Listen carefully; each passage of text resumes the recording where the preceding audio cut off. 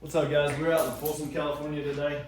It's a little warm, but this customer decided to insulate their garage door. They did a very nice job of it, and they realized my door's heavy and my motor's struggling a little bit. So they gave us a call. They have the original spring on here for a non-insulated garage door. We're gonna come in, swap out the springs for them, and get this door functioning smoothly. So just watch the process. We're gonna go from a single spring to a double spring system and make this much safer and smoother as it operates. Here we go.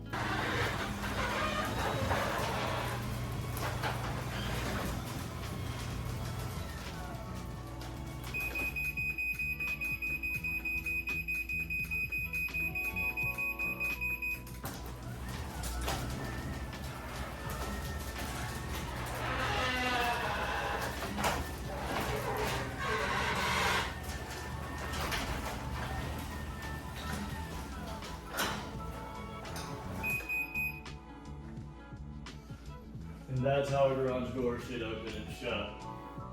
Balanced. Up and down. With new springs. Like, comment, follow, and give us a call at 916-818-6123 if you're in the Sacramento area and need some help.